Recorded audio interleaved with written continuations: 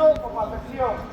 Futuro que nos queren arrebatar imponiendo de xeito unilateral unhas condicións abusivas para un sector onde hai nenas e nenos, avós e avós, mozas e mozos, pais e nais que nunca deberían de ser discriminados por parte do club.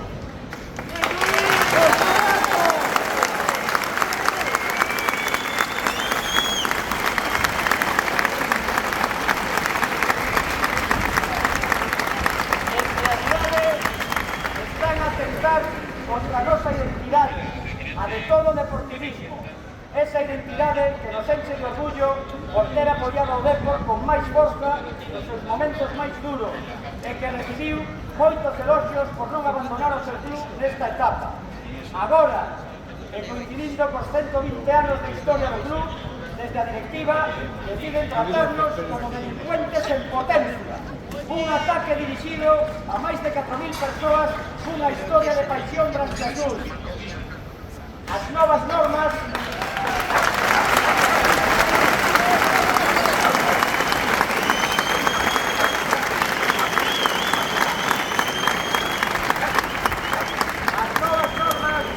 rastran a estabilidade que existía na familia deportivista, creando unha fractura social sin precedentes e desfacendo a unión tan necesaria para calar o éxito.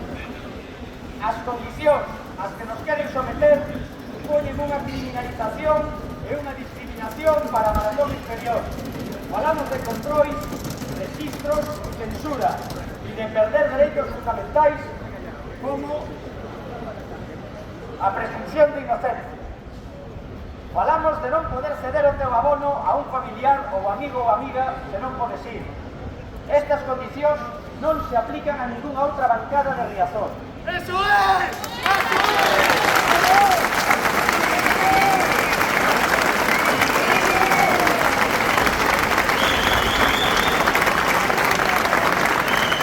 Non estamos dispostos a tolerar que poñan en dúbida un espazo de convivencia deportivista con tantas décadas de tradición, con nome de General ou Maratón.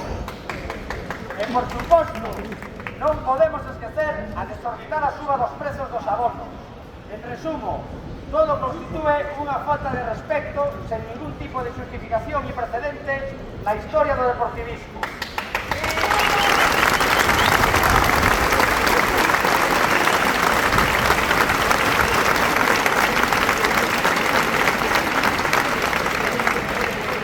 Hoxe mesmo, e obviamente non é casualidade, o club pretende manipular o relato utilizando a prensa para dicir que estas normas son necesarias e incluso obrigatorias. Non é certo, a Liga non impón ninguna desas condicións abusivas deseñadas polo club. En Riazor non hai ninguna grada de animación específica. Sabemos que a realidade é outra. Vallecas, Vigo, Sevilla, Santander, Iruña, Gasteiz, sobran os exemplos de estadios onde non existen estas imposicións, xa que son a maioría.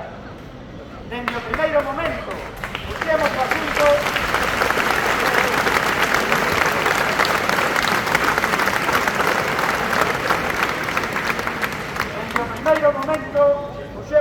en mans de abogados que están a facer o seu traballo, mas nós tamén debemos cumprir coa nosa parte.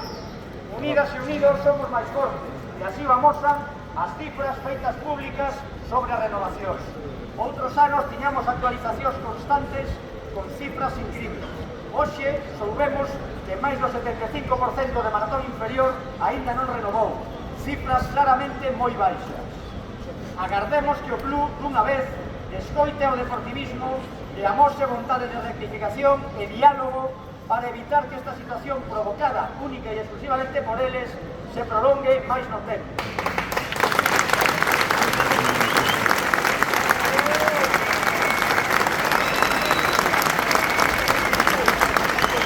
Moitas grazas outra vez a todas e todos por facer valer a nosa forza, que cada vez é menos a súa. Non nos van roubar a ilusión. O noso deportivismo é incondicional. ¡Abanca